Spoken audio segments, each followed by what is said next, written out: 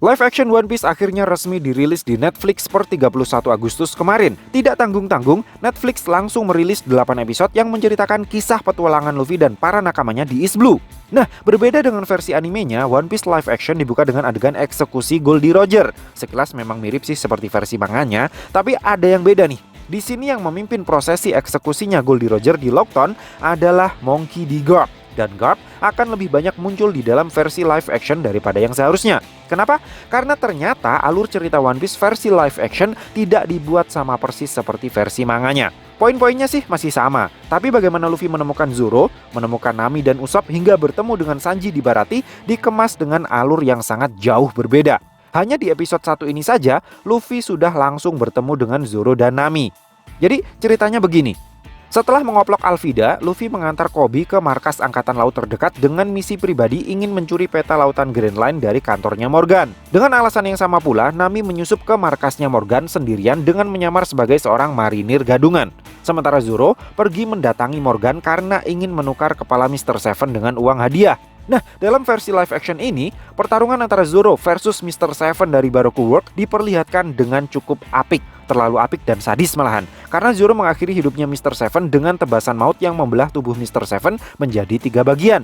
Ini benar-benar sangat tidak One Piece sekali jika dilihat dari kacamata kita yang sudah lama mengikuti alur cerita manga dan animenya. Tapi saya pikir hal semacam ini memang perlu dilakukan karena bisa membuat pertarungan pedang di dunia One Piece jadi lebih agak sesuai kodratnya. Tapi sebagai dampaknya, One Piece versi live action jadinya harus dilabeli dengan rating usia 16+.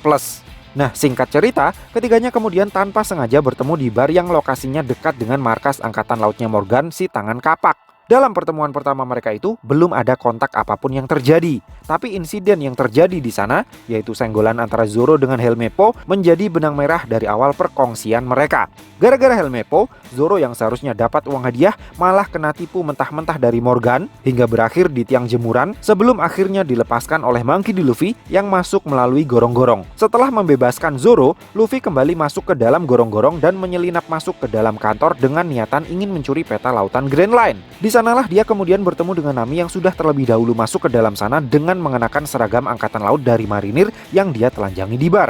Berkat kecerdikan Nami, sampailah keduanya di dalam kantornya Morgan dan menemukan lokasi berangkas tempat si Tangan Kapak menyimpan peta lautan Grand Line-nya. Penyusupan mereka kemudian berakhir dengan pertarungan terbuka antara Luffy, Zoro, dan Nami melawan Morgan dan para antek-anteknya setelah Luffy berhasil melempar berangkas berisi peta lautan Grand Line keluar ruangan.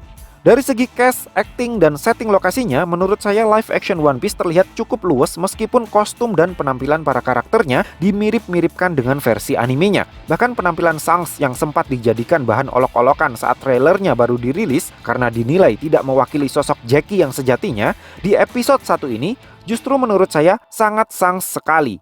Yang agak kurang pas menurut saya justru adalah penampilannya Ben Beckman dan Lucky Rocks. Dari kacamata saya, penampilan Ben Beckman terlihat agak kurang macho untuk mewakili karakternya yang konon katanya sangat cerdas dan suka main wanita.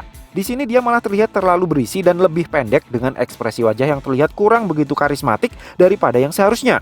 Lain lagi dengan Lucky Rocks. Siapa yang bakalan menduga kalau dia akan divisualisasikan sebagai seorang berkulit hitam di versi live actionnya? Saya rasa ini mungkin akan menjadi yang paling sulit untuk diterima oleh para fans garis keras. Bahkan mungkin akan lebih sulit diterima dibandingkan dengan penampilannya Kapten Morgan yang terlihat kurang besar dan berotot serta kurang kejam. Sementara yang lain menurut saya sih sudah perfect. Bahkan mungkin terkhusus untuk pemeran Koby dan Alvida patut untuk dikasih standing applause. Saya pribadi sangat suka dengan penampilan Alvida yang cabi-cabi unyu dan Koby yang putih pucat culun. Tapi dari semua cast yang muncul di episode 1 ini, saya paling gemes sama Nami. Saya pikir Emily Root benar-benar berhasil memancarkan aura Nami yang manis sekaligus dingin yang sangat pas dengan sosok Nami saat di East Blue Saga di episode 1 ini. Nah, dari segi setting lokasi dan koreografi pertarungannya, entah kenapa saya merasakan aura-aura Pirates of the Caribbean di episode 1 ini. Koreografinya memang belum terlihat begitu wah. Bahkan mungkin gaya bertarungnya Luffy terlihat kurang begitu greget dibandingkan dengan versi animenya. Tangan dan kakinya Luffy memang sudah bisa dibikin melar. Tapi entah kenapa saya tidak bisa merasakan adanya power serta emosi dari setiap serangan yang Inaki Godoy lakukan. Entah karena penyebutan jurusnya yang terdengar asing di telinga karena di bahasa Inggris kan, atau emang special effect hantamannya yang kurang begitu mahal. Jadinya agak gimana gitu setiap melihat Inaki Godoy bertarung. Kalau untuk koreonya Nami dan Zoro sih, saya pikir malahan sudah melebihi ekspektasi. Makanya benar-benar lihai mengayunkan pedangnya seperti saat bermain di Rurouni Kenshin. Dan Emily Root terlihat sangat lincah seperti seharusnya si kucing pencuri. Saya pikir One Piece live action episode 1 tidak mengecewakan lah. Saya kasih rating 9 dari 10 untuk episode 1 ini. So, piye menurutmu Cah? Terima kasih sudah mampir ke channel kami. Jangan lupa like, share, dan subscribe jika menurut kalian video-video kami cukup menarik untuk ditonton. Sampai ketemu lagi dalam video kami yang berikutnya, and matur nuwun.